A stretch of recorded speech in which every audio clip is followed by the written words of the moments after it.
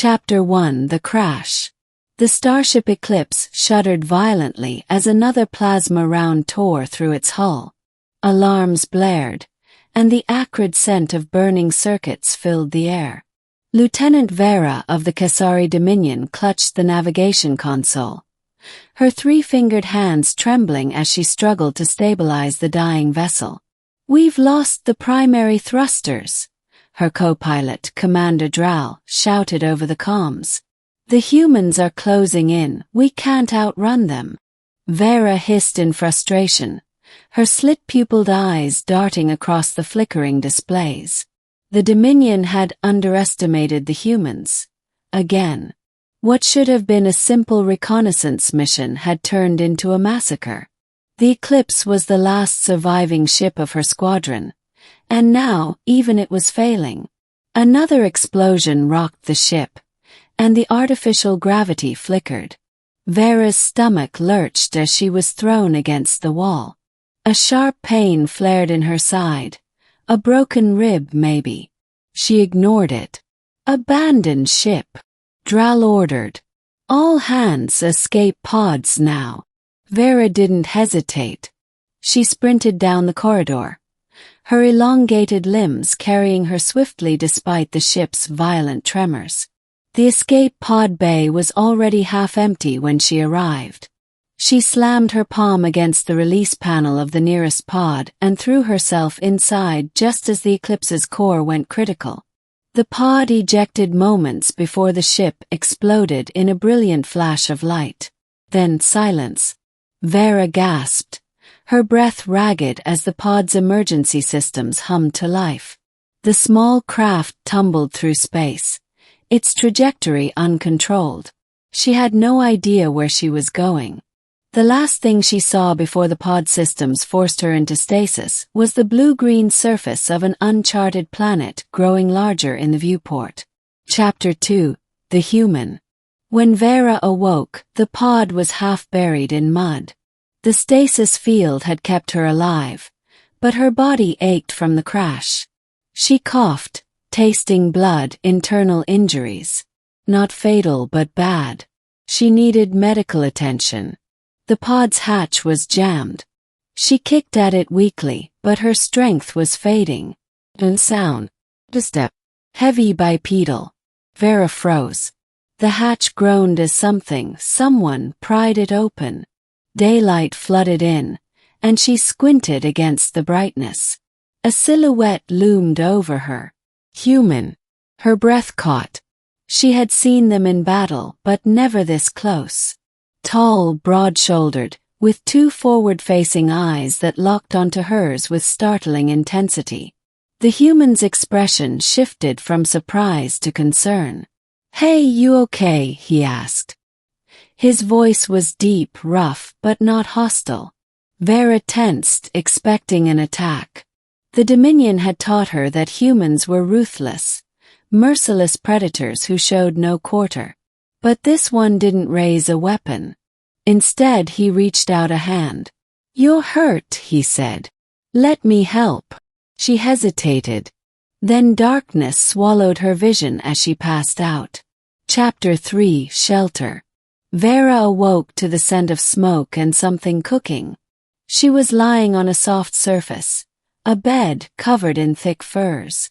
The room was small, lit by flickering lanterns. Stone walls. A human dwelling. Her injuries had been treated. A bandage was wrapped around her ribs, and her arm was splinted. The human was there, crouched by a fire pit, stirring a pot. He glanced over when she stirred. "You're awake," he said. "Good." Veyra sat up slowly, wincing. "Why did you help me?" The human shrugged. "You were hurt. That's it." He studied her for a long moment. "I've seen your kind before. In the war. But you're not in armor. You're not holding a gun. You were just someone who needed help." Veyra looked away. The Dominion had told her humans were incapable of mercy. Yet here one was feeding her, healing her. "What's your name?" she asked. "Jacob," he said. "Yours?" Veyra. He nodded, then handed her a bowl of steaming broth. Eat. You need strength. She hesitated, then took it. The warmth seeped into her bones. For the first time since the crash, she didn't feel alone. Chapter 4. The Truth. Days passed. Veyra healed slowly. Jacob lived alone in the wilderness, a former soldier who had left the war behind.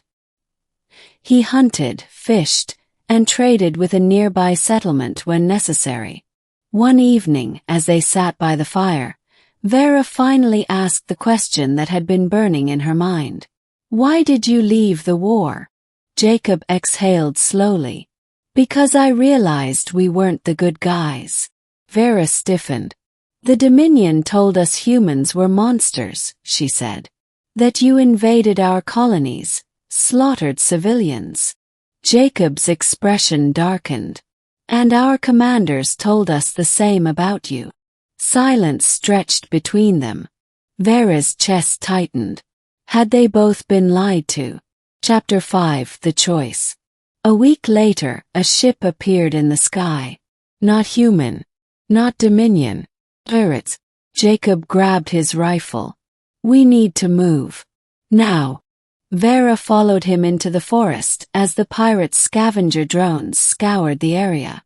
They hid in a cave, listening to the distant hum of engines. You should go, Veyra said suddenly. Jacob frowned. What? If they find me, they'll kill you for harboring a Dominion soldier. I'm not leaving you. Veyra clenched her fists. Why? After everything our people have done to each other. Why risk your life for me? Jacob met her gaze. Because someone has to start trusting. Or this war never ends. Veyra's breath caught. Then gunfire. The pirates had found them. Chapter 6. Together. They fought. Jacob was a deadly shot, picking off pirates with precision. Veyra, though injured, used her superior reflexes to ambush those who got too close. But they were outnumbered. Just as it seemed hopeless, Veyra spotted a fallen pirate's comm device. She made a decision. She activated it. Kessari distress signal, authorization Veyra, 7 Alpha. Requesting immediate extraction. Jacob stared at her.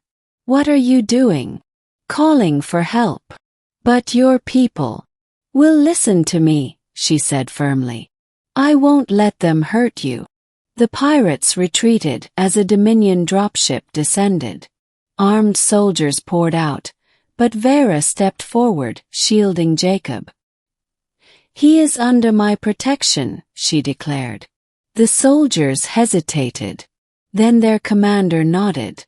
The war wasn't over. But today at least they had chosen peace. Epilogue. Months later, Veyra stood on the bridge of a new ship, one dedicated to diplomacy, not war. Jacob was beside her, now an official liaison between their species. The road ahead would be difficult, but for the first time in years there was hope, because one human had chosen kindness, and one Kessari had chosen trust.